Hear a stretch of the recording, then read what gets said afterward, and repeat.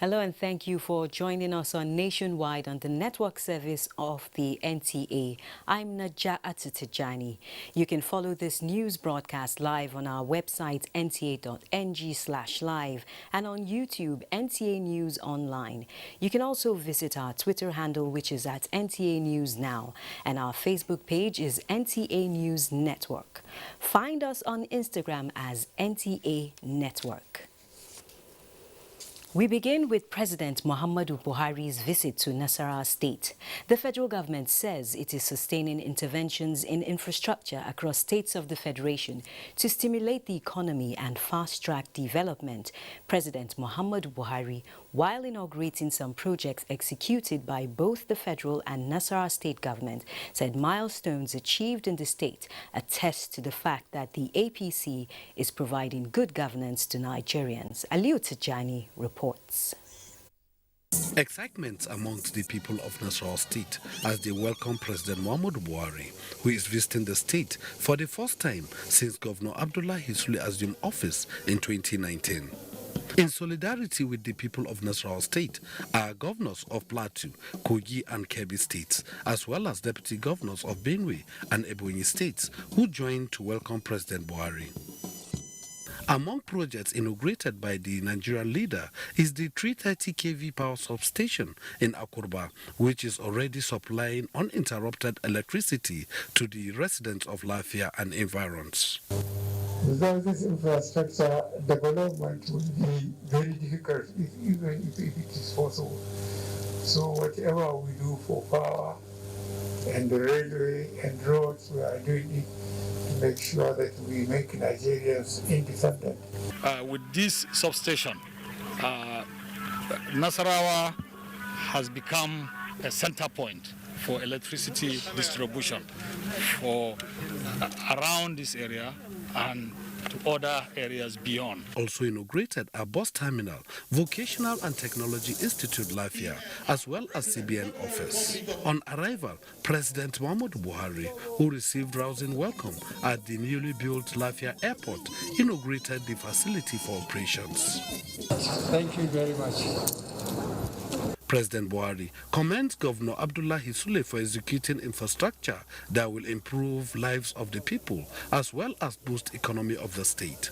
At the palace of the Emir of Lafia, the president urged traditional rulers and community leaders to sustain engagements with their subjects on the need to live peacefully, as he assured Nigerians that his administration will contain security challenges in parts of the country. In Lafia, ASUU-government, NTA News. Similarly, all programs and projects of this administration are targeted at creating an enabling environment for socio-economic growth and development. The Minister of Finance, Budget and National Planning, Dr. Zainab Ahmed, stated this on NTA's Good Morning Nigeria, where she highlighted some of the key achievements of the current administration in the area of infrastructural development. Thomas Ogbetere reports. Minister, who stated that the federal government of Nigeria plans to spend about 1.42 trillion naira on infrastructure in 2022, while 2.11 trillion naira has been budgeted for human capital development, also mentioned that another important initiative is the Nigerian Sovereign Investment Authority infrastructure development projects. This, she says, seeks to aid the growth of key sectors, attract foreign direct investment in the infrastructure sector, and several support projects of national importance. We also sought to design programs that will encourage the private sector to invest in infrastructure in Nigeria. The first one I'd like to speak to is the Road Infrastructure Tax Credit Scheme. This was launched through an executive order in January 2019, and since then we have had uptake of 33 major roads. She explained that there is also the financing of road infrastructure through sovereign sukuk bonds. It creates a lot of activity. You have investment firms that are representing investors. So you go as an individual to a firm and interested in this is the size I want. They buy for you, and you are assured of your payment. Your payment at the due date of that investment. So many investors are finding an avenue to invest in in national infrastructure. She added that another strategic area of achievement is the funding of standard power service existing liabilities, where power purchase agreements changed from take or pay to take and pay, while discos were made to use banks for bill collections. In Abuja, Thomas Ugbeteri, NTA News. Now for updates on the visit of the Vice President to Maiduguri, let's join Abubakar.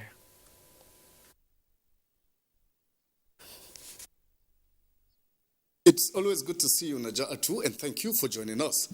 Programs line up for the visit of the Vice President, Federal Republic of Nigeria, Professor Yemi Osinbajo, to Borno State, are rounding up with the launching of the 30th Micro, Small and Medium Enterprise Clinic, taking place at the Government House, Maiduguri now. On arrival in Maiduguri, the Vice President has inaugurated a number of projects which are parts of over 500 projects executed by Governor Babagana Umar Zulum. Memuna Garba will now tell us more. The presidential aircraft conveying the Vice President, Professor Yemi Osinbajo, touched ground at the Maiduguri Air Force Base at 10 minutes past 11, where he was received by Governor Babagana Umar Zulum, Deputy Governor Umar Usman Kadafur, former Governor Kashim Shettima, and members of National and State Assemblies, Minister of Trade and Investment, Ambassador Mariam Katagum, Minister of State for Agriculture, Mustafa Babashehuri, as well as party leaders among other dignitaries. Traditional presentation of gift to the Vice President, exchange of pleasantries with dignitaries, and the national salute featured at the Air Force Base as part of grand reception accorded the Vice President. Amidst rousing welcome accorded him, Vice President Yemi Osinbajo proceeded to inaugurate 84-unit doctors' quarters constructed by the state government to provide conducive working environment for the medical doctors. Privilege to officially commission these doctors' quarters, 84-unit state-of-the-art doctors' quarters, for the benefit of doctors in Borno State and to the glorious God. Other projects inaugurated include 78-unit shops, Resilience Commercial Center constructed by Bogies to build resilience and empower the citizens as part of post-insurgency recovery efforts and to adorn the metropolis. Professor Yemi Osinbajo also inaugurated the 4.3-kilometer road and drainages linking railway Bayon quarters to Gonigamgari. At the time of filing in this report, Vice President Yemi Osinbajo is at the Government House for inauguration of Micro, Small and Medium Enterprise Clinic of the federal government, among other projects inaugurated. In Maiduguri, Maimuna Garba, NTA News. Away from the Vice President's visit to Maiduguri for now, Borno State Government has assured residents of newly resettled Wulgo community in Gamborungala provision of basic infrastructure to support them to fully commence agricultural activities. This was during a visit to the community by Governor Babagana Umar Zulum alongside Senator representing Borno Central at the National Assembly Kashim Shettima as part of official engagement in Gamborungala local government area of the state. Mohammed Goni completes the story. Wulgo, an agrarian and fishing community bordering the Republic of Cameroon, was sacked by the insurgents, compelling residents to flee for safety. The community was, however, resettled by the Borno State government after it was declared safe by the security forces, giving the returning residents the opportunity to return to normal life. We are here in Wulgo to see things for ourselves and then assure the people of Wulgo the government of Borno State will provide their requirements, their food and non-food items, and most especially their health needs and educational needs. In addition to this, we shall also provide to them irrigation equipment that will enable them farm. While in Wulgo, the governor, alongside Senator Kashim Shettima, also interacted with officers and men at the MJTF base where issues of security, commencement of irrigation farming and fishing activities by the residents were discussed. Member representing Bamanga Lakala Belgi Federal Constituency, Dr. Zainab Gimba, applauded Governor Zulum's effort at building back the returnees' life through livelihood support and the effort she is making as lawmaker in that regard. The entourage had a stopover at Ladari village where the governor commended the residents for not fleeing their communities and assured to provide farm inputs as well as social amenities such as school, clinic and mosques, among others. In Maiduguri, Mohammed Goni, NTA News. And those are the latest stories at this time from Maiduguri. Naja'atu in Abuja has the next set of reports for us on Nationwide this evening. Thank you, Abubakar. The House of Representatives has asked for immediate evacuation of Nigerians from Ukraine in view of the current state of affairs in the country. In a motion moved as a matter of urgent public importance by Representative Munir Ahmed, the House notes that there are hundreds of Nigerians in the Ukraine located in Eastern Europe, undertaking educational pursuits, foreign missions, sports and others. The lawmakers also want the Ministry of Foreign Affairs and the Nigerians in Diaspora Commission to determine the number of Nigerian citizens in Ukraine and make arrangements for the safe return of those willing to leave. Meanwhile, the Speaker of the House, Femi Gbajabiamila, says the House Committee on Foreign Affairs will liaise with the relevant ministry in order to fast-track the process. Today, with all sense and if nothing positive comes out of that meeting and it's all about red tape, or we have to do this, we have to do that, I think you should liaise with the chairman airpiece. Yes. And whatever it's going to cost the House, whatever we need to do, I think we need to leave this. You need to leave this country latest tomorrow and head to Ukraine and head on back by Monday with as many students or citizens who are willing to come back. Still on the matter, the Nigerian government has reacted to the military action taken by Russia in Ukraine. The Minister of Foreign Affairs, Jeffrey Onyema, spoke to Foreign Desk correspondent Usman Aliu in an exclusive interview with NTA. We're not going to take any chances, and we've agreed that they should ask all the Nigerians to stay at in their residence. And what we plan to do is that once the airports are open, the embassy will assist those who are ready and willing to leave the country.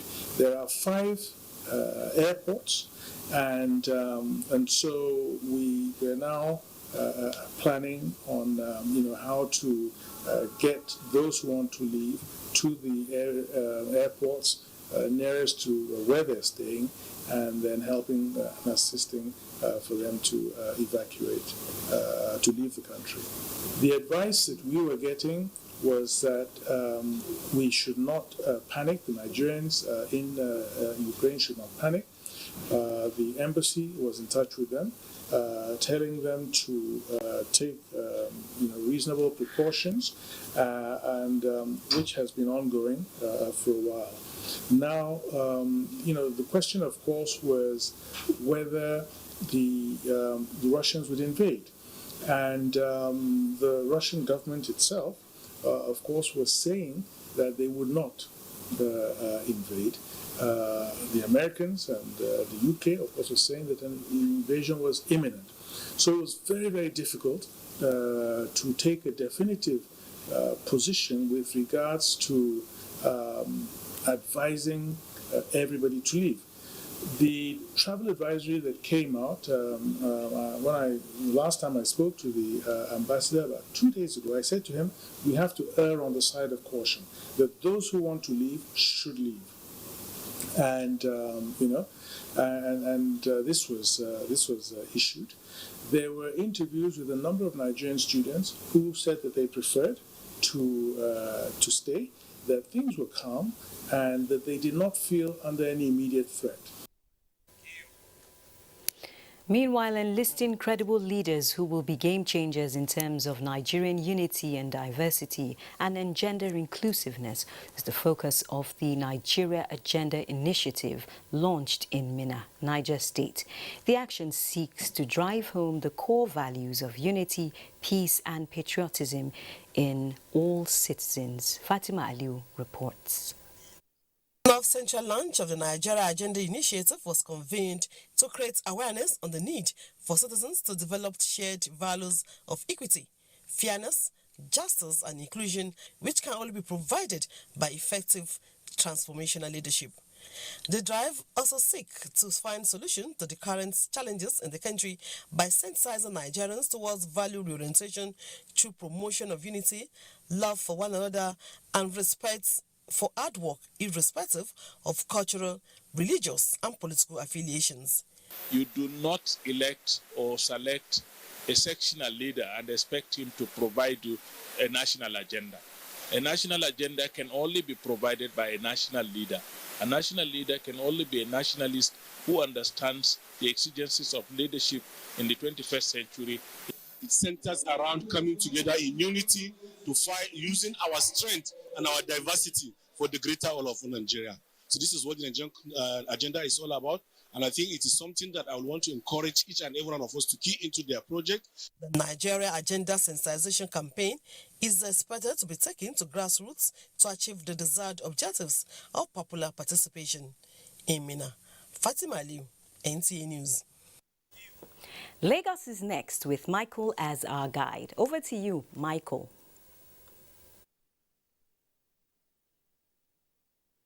Najatu. The federal government is stepping up advocacy on operational modalities and implementation of the national whistleblowing policy with a view to ensuring more Nigerians key into the anti-corruption drive to reduce financial crimes across the country. Minister of Finance, Budget and National Planning, Zainab Ahmed, disclosed this in our message to the Southwest Zonal Conference on whistleblowing policy, which rounded off in Lagos. Musa Tolia completes the reports. The approval granted by the Federal Executive Council paved the way for establishment of Presidential Initiative on Continuous Audit, PICA, in 2016, with responsibility of developing and implementing the federal government whistleblower policy, amongst others, with the primary goal of strengthening the fight against corruption by increasing exposure of financial crimes and rewarding whistleblowers. The enthusiasm that greeted the introduction of the policy nosedived, and the need to arouse public interest on the policy necessitated a zonal conference. We are working on a bill that will take care of the protection of whistleblowers. Right now, the bill is with the Ministry of Justice, after which it will be transmitted to the National Assembly. Lagos State Governor Babajide Sanwo-Olu, who was represented, said there is need to address salient issues, including cultural issues, militating against the whistleblowing policy. We have a well-managed whistleblower program in all organizations, in government, in private practice. We will reduce corruption in the first 3 years by close to 50%, I can assure you. But what I'm taking away from here is tackling corruption or whistleblowers. Where you see something, to say something, is a collective responsibility and everybody must be involved. Members of the academia are playing pivotal role to drive sensitization on the policy. However, it cannot be very effective until, some people come up and draw up that structure, a framework that will guide every institution as to, this is what to do, this is how to report. The event also featured a plenary session on the need for Nigerians to embrace the whistleblower policy. In Lagos, Musa Toliat, NTA News. Advancing the well-being of family and adding value to the lives of the spouses of police and the police community has remained priority to the leadership of the police force. This was evident in Lagos when the wife of the Inspector General of Police, Hajara Usmanat Kalibaba, inaugurated the POA multi-purpose superstores in Lagos. Lynn Neneke has details. The Nigeria Police is saddled with the responsibility of protecting lives and property of the citizenry. This task is achieved with the moral support from the home front. The Police Officers' Wives Association, POA, is therefore not unmindful of these facts, as it is always ready to empower the wives of officers and men of the force, especially widows of the fallen heroes. One of the avenues engaged by the association to empower officers' wives is POA multipurpose stores. This is in addition to the savings initiative introduced by the leadership of POA for members to save at least 1,000 naira every month and become millionaires, while providing the needed support for their families. 3% interest, and there's going to be a follow-up. You cannot just take the loan and go home. No. there is a task force that will see to the fact that the money is used properly. The wife of the Inspector General of Police urged the women to key into the initiative and take advantage of the various components associated with it. We are spreading our tentacles across the geopolitical zones as we shall be starting with the commissioning of Lagos Power Superstores as part of my social welfare program. Some beneficiaries applauded the gesture and described it as a welcome development. I'm happy. It's not only me, it's for all of us. When I don't have money now, I can go there and collect money. I really like the idea. This initiative, according to the national president of POA, will be replicated in the 6 geopolitical zones of the country. In Lagos, Lynn Lenake, NTA News. Don't forget that you can follow this news broadcast live on our website at nta.ng/live and on YouTube at NTA News Online. You can also visit our Facebook page at NTA Network News, Twitter handle at NTA News Now, and on Instagram at NTA Network for updates.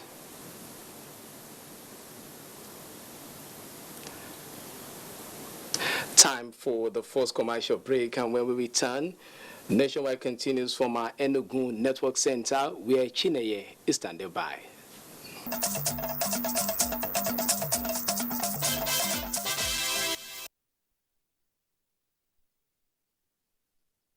Thank you so much for staying on. Welcome to Enugu. Following a tip-off, troops of 82 Division Nigerian Army Enugu, in collaboration with the Nigerian Police Force, have busted a criminal syndicate that allegedly disrupted local government council elections in Nkanu West local government area of Enugu State. Mina Ukobasi reports. The Police Public Relations Officer Daniel Ndukwe, while receiving the recovered items from Commander 82 Division Garrison Enugu, gave an assurance that the police will continue investigation to a logical conclusion. You recall yesterday we have a series of incidents here and there, but due to the very, very strong and wonderful collaboration that the agencies brought themselves to, were able to, as part of the operation-driven intelligence operation that took place, been able to recover these items here, and then this has been handed over officially to the Nigerian Police Force for further investigation to ensure that we further clamp down on these criminal elements who have been terrorizing our wonderful and beloved Enugu State. Some of the items recovered during the intelligence-driven operation around Centenary Estate of Baguno include 10 magazines, 2 pump-action rifles, 7 AK-47, 8 cartridges, 74 rounds of 7.2 mm special. Also recovered are 1 hand grenade, a truck driver, trucks, and 3 dead bodies. We are not ending here. Further development with respect to this item and suspect that we've received today will be duly communicated to us. Reassuring everyone that this is just the beginning of so many things we'll be doing to ensure that the public security and safety of Enugu people is not only maximally assured but is maintained in Enugu State. With these positive moves, it is believed that soon the rest of the unknown gunmen that wreaked havoc during the just concluded Enugu State local government election will be brought to book. In Enugu, Mina Adobe Kobasi, NTA News. The newly elected chairman, Nigeria Union of Journalists, NUJ Enugu State Council, Mr. Sam Udekwe, says he would continue to work with members of the union to ensure professionalism and objectivity in their reportage, as well as move the union to a higher pedestal. He was speaking while delivering his acceptance speech after the NUJ elections held in Enugu. After the immediate past executive of the NUJ Enugu State Council, led by the chairman, Mr. Rex Arum, gave accounts of their stewardship, the House was dissolved and an election was conducted by the chairman and members of the Credentials Electoral Committee. At the end of the exercise, Mrs. Amaka Abo scored a total of 90 votes. Mr. Sam Udekwe scored a total total of 157 votes. There were no void votes. By the outcome of this election, Mr. Sam Udekwe is hereby returned as the chairman, Enugu State Council, yes, Nigerian Union of Journalists. It is a people-driven leadership. As I have always said, I have been spurred to be the leader of this union because I know the people need it. Members of Enugu State Council need this thing. Peace that I have brought the peace to give to you. Other members of the new executive include Mr. Regis Anukwoji of the Business Day newspapers, elected as vice chairman, Mr. Emma Acha of the News Agency of Nigeria, elected secretary, Ada Kumwabara of FRCN, elected treasurer, among others. The election was observed by key officials of the NUJ from the national and southeast zonal levels. And those are the stories from Enugu. We will now rejoin Naja Atu in Abuja for more on Nationwide. Thank you and welcome back to our Abuja studios. As part of measures by the National Assembly to shore up revenue for the federal government, the Senate Committee on Finance has commenced investigation into revenue losses in the maritime sector. On the first day of hearing, the committee turned down representatives of the concerned agencies and ministries, insisting that heads of the ministries and agencies should appear in person on Tuesday, 1st March 2022, to defend any allegations. To appear unfailingly within the next 48 hours, excluding the Saturday and Sunday. So Tuesday, at exactly 1 p.m., we will expect all of these I have mentioned, which include the GMD of NNPC, the DG of the MASA, the ES of Chiefers Council, the chairman of FRS, the executive director of Midstream, MD of Nigerian Ports Authority, Minister of Finance, and Chief of Naval Staff.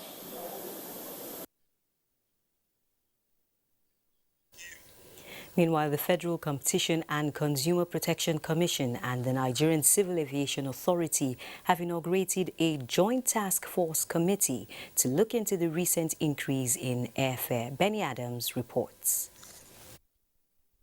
The recent announcement of a 100% increase of domestic airfare sparked reactions across the country.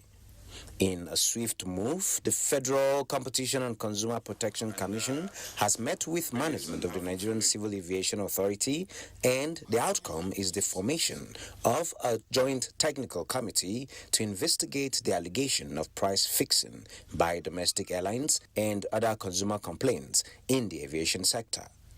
These are really serious issues, and working with you, we believe one day at a time, we can address these issues for the benefit of Nigerians. And I'm not even sure we have an option, because the reality is that where we do not succeed is the equivalent of hardship to citizens.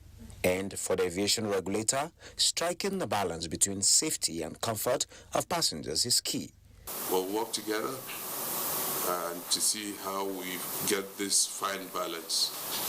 Traveling public get what they deserve for the fares they pay. They get the service in a very good manner. They get first-class service, and also the airlines and the other service providers with the industry also are able to survive and provide these services.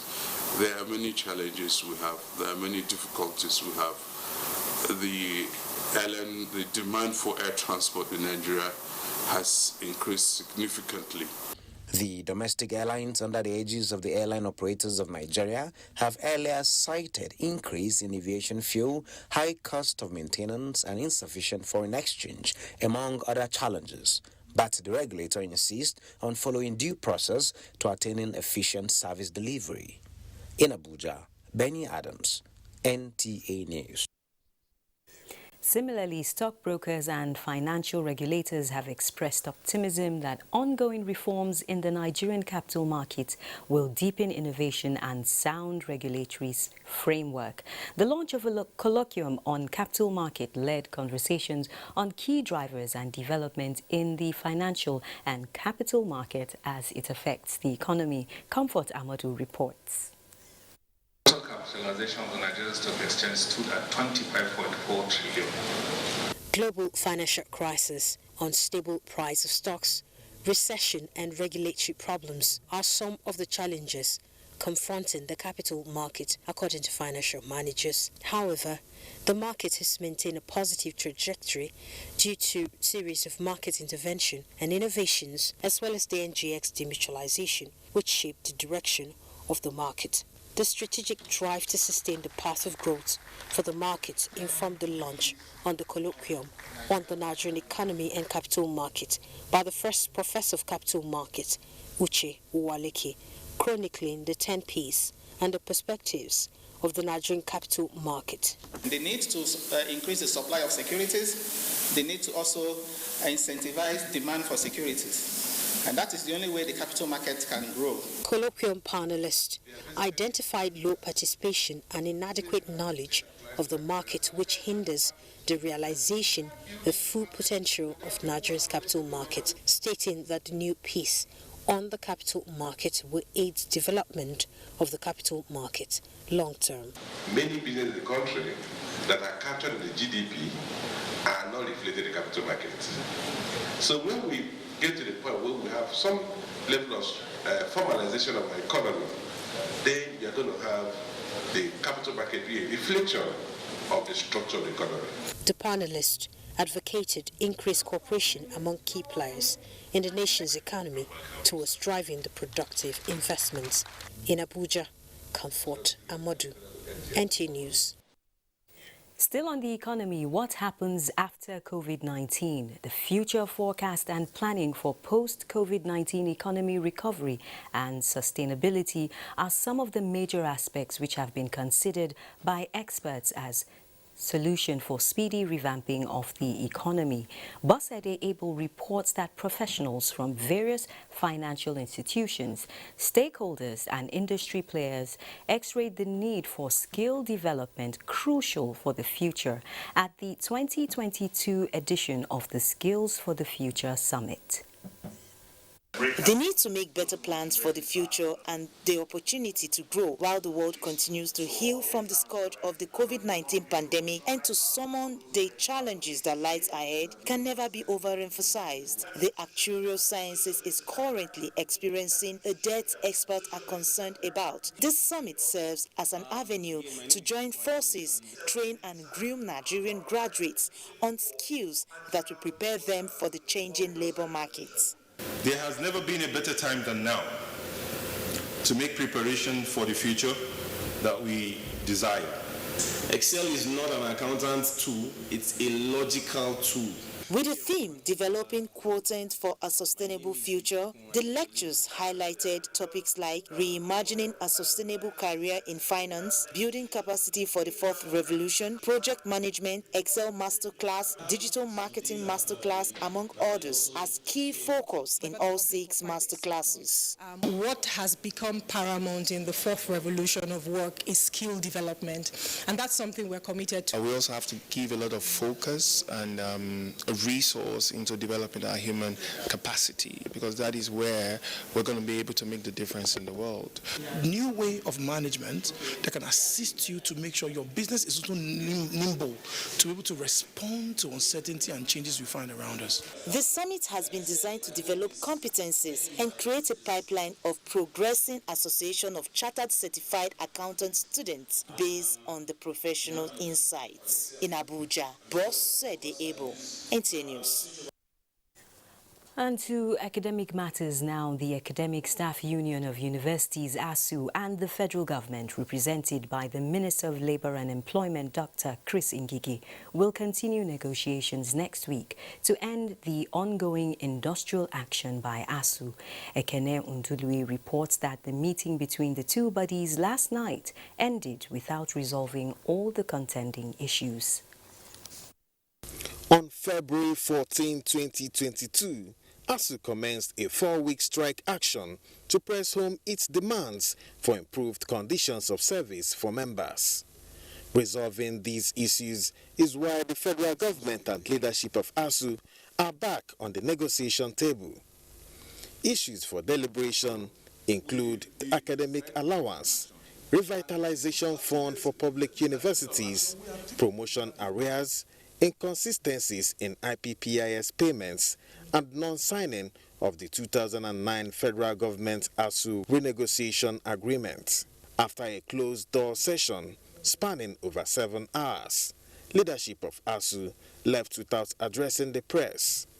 Minister of Labour and Employment, Dr. Chris Ngige, however, said some of the key areas have been sorted out, while the issue of revitalization fund will be addressed once negotiation continues next week. We have discussed and touched on all the demands, 5-point demands. We've gone through all of them, sorted them out, fixed timeline for action on about 4. Tomorrow, on the government side, we'll meet with Finance Minister and Education and the Chief of Staff, as directed by Mr. President, so that we can finalize. We apologize for that poor audio there due to a technical hitch. We'll probably revisit that issue later on. This is Nationwide. There will be more reports after the break.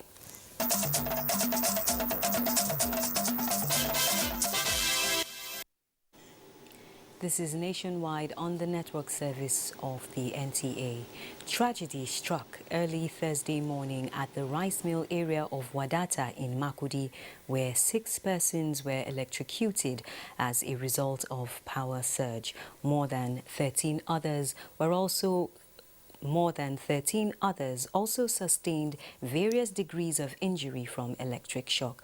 Correspondent Moses Ajao-Ode, who visited the area, reports that members of the affected community are in a state of shock and mourning over the unfortunate incident.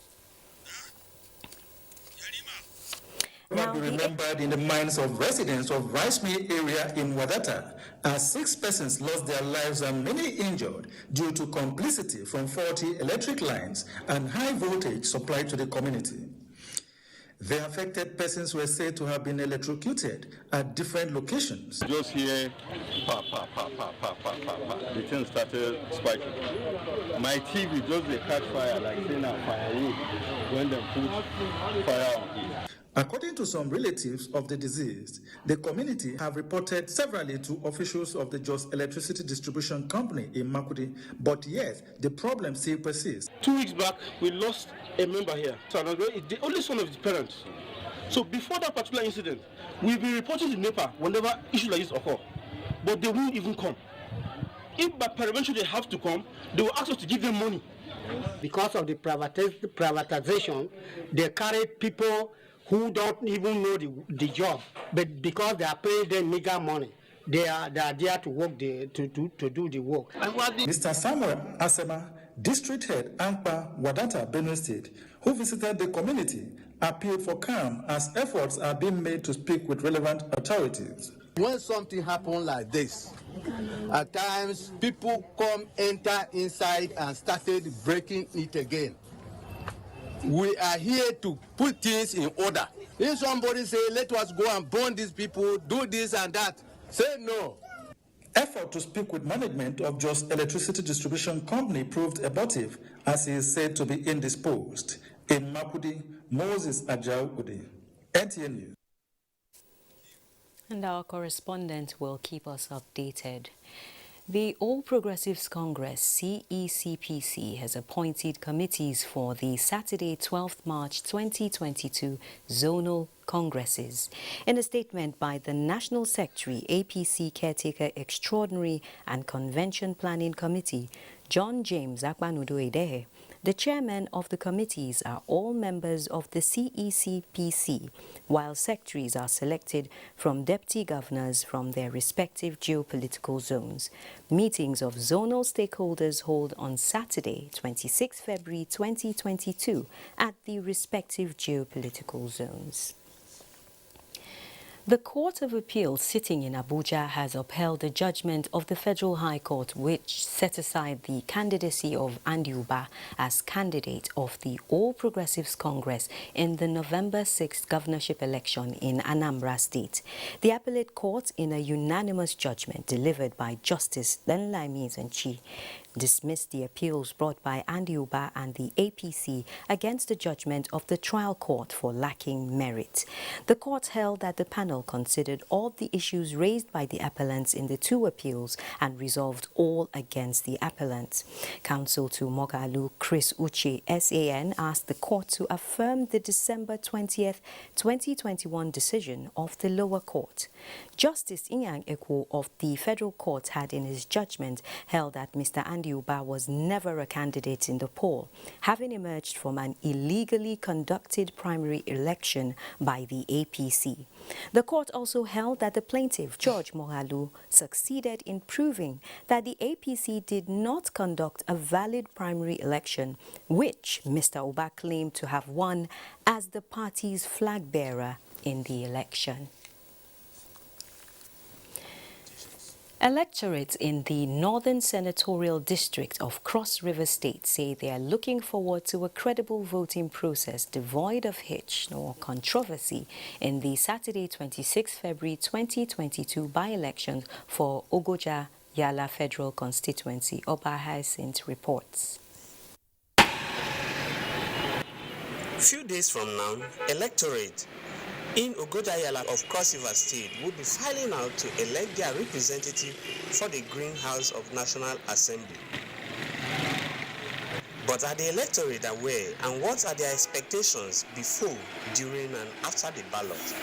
We need free and fair election, that all of us will join hands together and bring a good candidate that will represent us well and stand for us. With the nature of INEC style of elections now, as exemplified in Anambra State and many other areas where they have put the new technology into use, we do not expect any rigging or anything. We expect a free and fair election. The people of the federal constituency maintain that they are expecting a peaceful and credible by-election as they advise whoever will emerge victorious to live up to the demands of the office.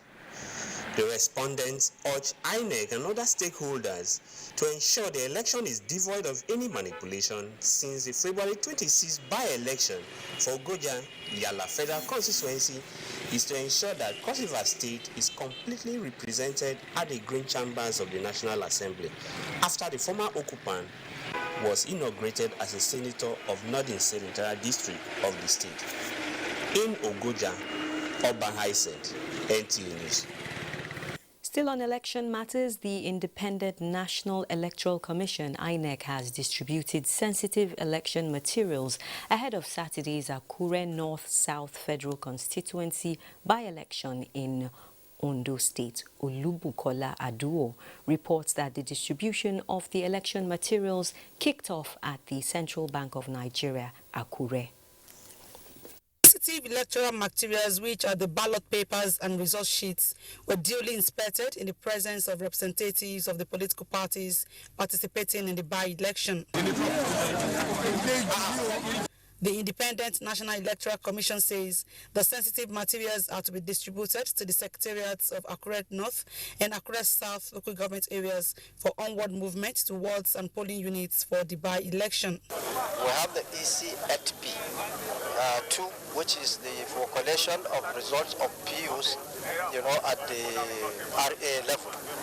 And that is why the commission now said even that result sheet now must be countersigned by the resident electoral commissioner, so that nobody will go and bring another result sheet at RA and say this is the result collected at RA. The Commission also reiterates its commitment to ensuring an itch-free and transparent electoral exercise. We have always concluded our election in Ondo State, the Sunshine State. There's no doubt in my mind, by the grace of God, this election will be concluded. Political party agents present at the event expressed satisfaction over the process. We believe that as the election progresses, they will continue to do well. Our resource sheet at the ward level had been countersigned. That is a pure one, a pure transparency. I commend the effort of INEC to a perfect job done. The sensitive electoral materials have left the custody of the Central Bank of Nigeria to the affected local government areas amidst tight security. In Akure, Olubukola Aduwo, NTA News. The federal government's target of ending open defecation by the year 2025 is still much on course, as demonstrated by the official flag-off ceremony of the Catch Them Young on Open Defecation campaign and public presentation of 2 books in Abuja. Abdul Malik Hassan reports. A display of reality on open defecation, a concept that many Nigerians are culprits.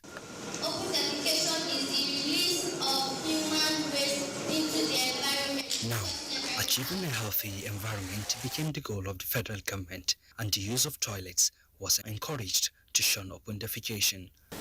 The Clean Nigeria campaign is a transformational movement with the aim of mobilizing the entire country towards meeting the target of ending open defecation in Nigeria by the year 2025. The Vice President is on top of it. The President himself is on top of it. So everybody is set to see that we move Nigeria away from open defecation within the shortest possible time. And already there are states that are struggling to become the first state. To catch them young, these manuals were designed. Tanya, Queen of Open Defecation Free, and Muna, the hand wash ambassador, to keep students better informed on the hazards of open defecation and encourage personal hygiene. The children, for them to be active members, active actors in carrying the issues of ODF around the environment, they need to be participants. So with the book, it becomes participatory. The schools will read the book. As they read the book, they act drama on the book, they create poems on the book. A quest is set, and these students are chosen as agents of change that will pass the ills of open defecation to their communities. Keep Nigeria clean, stop open defecation. Malik Hassan, NTA News. Indeed, keep Nigeria clean and stop open defecation. Up next is Sports Update with Ayudeji Makinde.